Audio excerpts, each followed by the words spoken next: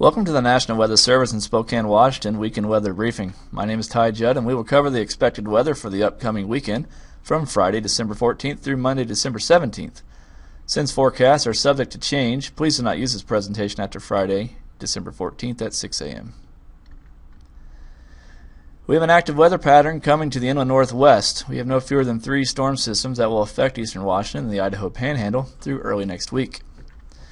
For an overview, we have the first weaker system that arrives Friday, and that should have very little impact. The second storm system will arrive Saturday night and continue into Sunday morning. This is a quick-hitting storm, will likely affect travel, especially over the Cascades, northern Washington, and over far eastern Washington and the Idaho Panhandle. The third and potentially more significant storm will arrive Sunday night and continue into Monday.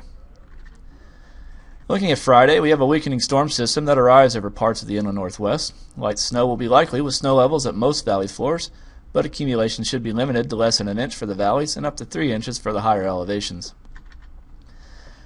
A quick-hitting storm system will arrive Saturday night and move to the east, lingering over the Idaho Panhandle Sunday. Due to the track of the storm, a shadow effect will likely limit the precipitation east of the Cascades, including Wenatchee and Moses Lake. Snow levels will also be low enough over most areas to keep the precipitation type as snow. However, warmer air will begin to surge north, possibly reaching the lower Columbia Basin and the Washington and Idaho Palouse Sunday morning. This graphic shows the snow levels for Saturday night. The blue colors show the lower snow levels, while colors in the pink are getting into the higher snow levels. The numbers are at feet above sea level, so many of the numbers shown are actually below the ground. This means that the storm Saturday night will be cold enough to support snow over all but the lowest valley floors. And this graphic shows the snow levels by Monday morning. Notice the increase in the previous graphic portraying Sunday afternoon snow levels to Monday morning snow levels. Warm air will continue to surge northward, and the increased snow levels will allow a changeover of snow to rain. As shown in the next graphic, there is a tight gradient of the snowfall accumulation along the I-90 corridor. Depending on how fast the warm air arrives, it will determine how long the snow lasts and how much accumulates. And the snow totals on Monday will be highly dependent on how quickly the warm air surges northward and how far north it gets. The snowfall forecast for the areas in green seems a little bit more certain, while the gray area includes the I-90 corridor of Wilbur, Spokane, Coeur d'Alene areas. If the warm air is slower to arrive, more snow will accumulate. A faster arrival means less accumulation.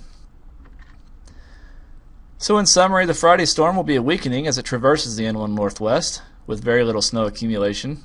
The second quick-hitting storm will bring a burst of snowfall Saturday night and Sunday morning before pushing east during the day on Sunday.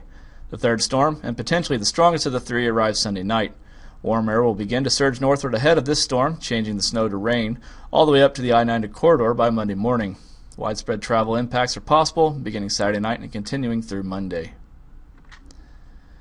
Stay informed with information from us, the National Weather Service. You can try weather.gov/Spokane, where you can view our weather story, look at various products like the Hazardous Weather Outlook and any winter weather products we might issue.